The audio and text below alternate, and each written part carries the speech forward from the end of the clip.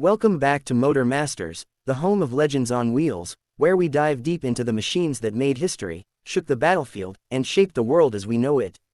Today, we're going back in time to uncover the story of one of the most iconic tanks ever built, the Soviet T-34.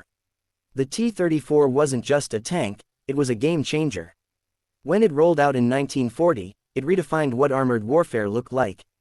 With its sloped armor, powerful gun, and incredible mobility, it set the gold standard for tank design and forced every other nation to catch up fast. This wasn't just another vehicle, it was the steel fist of the Red Army during World War II. Let's rewind a bit. In the late 1930s, the Soviet military knew it needed a tank that could do it all: speed, firepower, protection.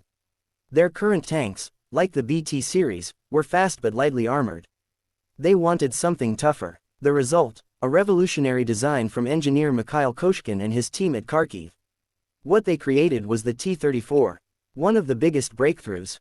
That famous sloped armor. Instead of thick, vertical plates like many other tanks of the time, the T-34 used angled armor, which dramatically increased its chances of deflecting enemy shells. This innovation wasn't just smart, it was life-saving. A round that might punch through flat armor could glance right off the T-34's angled hull. Now let's talk about firepower. The early models of the T-34 were fitted with a 76.2 mm gun, which could take on German tanks with ease when it first appeared. But when the Tiger and Panther tanks came on the scene, the Soviets responded with the upgraded T-34 85th variant. This beast packed an 85 mm gun, giving it the punch it needed to go toe-to-toe with heavier German armor. But the T-34 wasn't just about strength, it was also about mobility. Powered by a V2 diesel engine with 500 horsepower, this tank could reach speeds up to 34 miles per hour, 55 kilometers per hour, which was fast for a medium tank of its time. Plus, it had wide tracks that made it excellent in the harsh conditions of the Eastern Front. Snow, mud, ice, it didn't matter. The T-34 kept moving. What really set the T-34 apart, though, was how many of them the Soviets could build. Thanks to a simplified design and mass production techniques, the USSR pumped out over 80,000 T-34s during the war. That's right, 80,000. And they were constantly improving them as they went, adding better armor, better guns, and more efficient parts. On the battlefield, the T-34 was a nightmare for the enemy. German generals like Heinz Guderian admitted they were shocked by how good it was.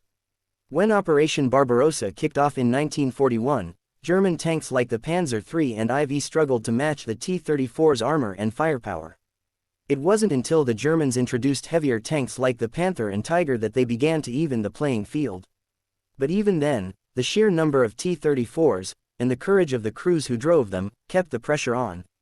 The T-34 played a central role in every major Soviet offensive, from the defense of Moscow to the Battle of Kursk, the largest tank battle in history.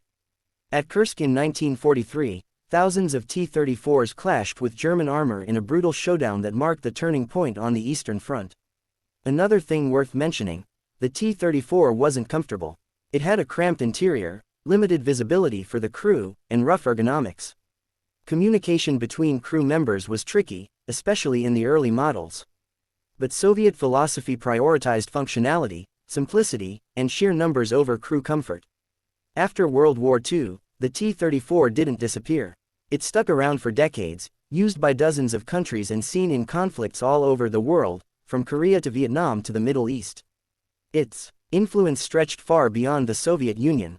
Even modern tanks owe something to the lessons learned from the T-34.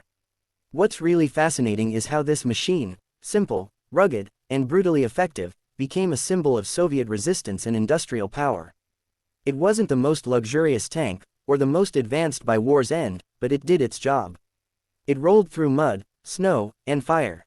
It faced off against the best the Nazis had to offer, and it won. Today, the T-34 is more than just a machine, it's a legend. You can still find them in museums, memorials, and even some military parades. Restored examples are still rumbling around in working condition, and collectors treasure them for what they represent: the unstoppable force of a nation determined to survive and overcome. So the next time you see that classic silhouette, with its angled armor and long gun barrel, remember, it's not just a tank. It's a monument to engineering under pressure, to resilience, and to victory. Thanks for rolling with us today on Motor Masters.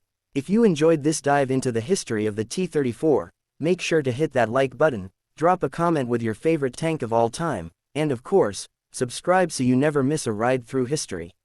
Until next time, keep your engines roaring and your tracks turning. This is Motor Masters, signing off.